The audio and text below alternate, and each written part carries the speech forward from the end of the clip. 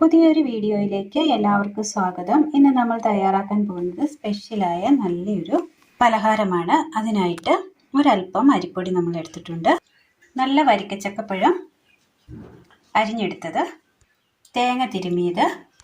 ഒരു പാത്രം എടുത്തതിന് ശേഷം അതിലേക്ക് അരിപ്പൊടി ഇട്ട് കൊടുക്കാം. ഒരല്പം ഉപ്പ്, ഇതൊന്ന് മാറ്റി വെക്കാം. മിക്സിയുടെ ചെറിയ ജാറാണ് ഞാനിപ്പോൾ എടുത്തിരിക്കുന്നത്. ഇതിലേക്ക് ചക്കപ്പഴം അരിഞ്ഞത് ഇട്ട് കൊടുക്കാം.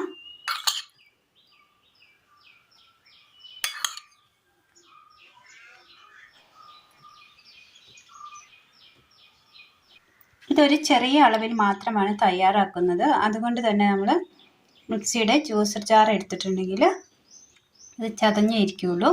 ഇത് നന്നായിട്ടൊന്ന് അരച്ചെടുക്കാം. നല്ലതുപോലെ അരച്ചെടുത്തിട്ടുണ്ട്.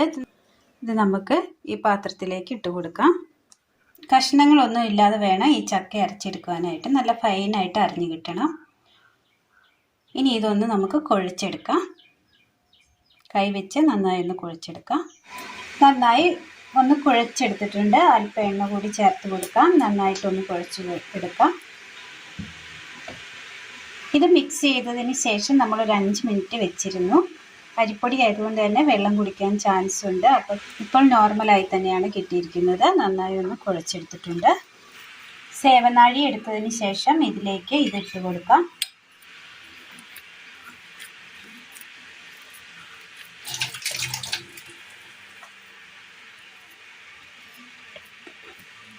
കംപ്ലീറ്റ് ഫില്ല് ചെയ്തതിന് ശേഷം ഇത് അടച്ചെടുത്ത് വെക്കാം. ഇഡ്ഡലി തട്ട് എടുത്തതിന് ശേഷം ഇതിലേക്ക് തേങ്ങ ഇട്ട് കൊടുക്കാം.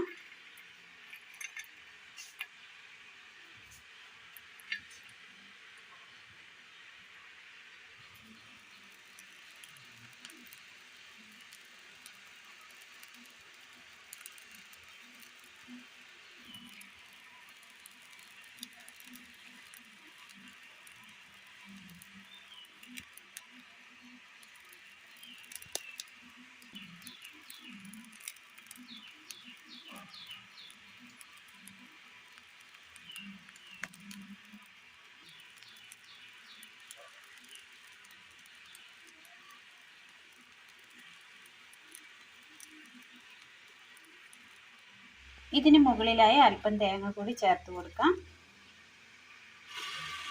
ഇഡ്ഡലി തട്ട് വെച്ച് കൊടുക്കാം. മൂടി വെച്ച് വേവിച്ചെടുക്കാം. അങ്ങനെ നമ്മുടെ ചക്ക നൂൽപുട്ട് റെഡിയായിട്ടുണ്ട്. ഒരു പ്ലേറ്റിലേക്ക് മാറ്റി കൊടുക്കാം.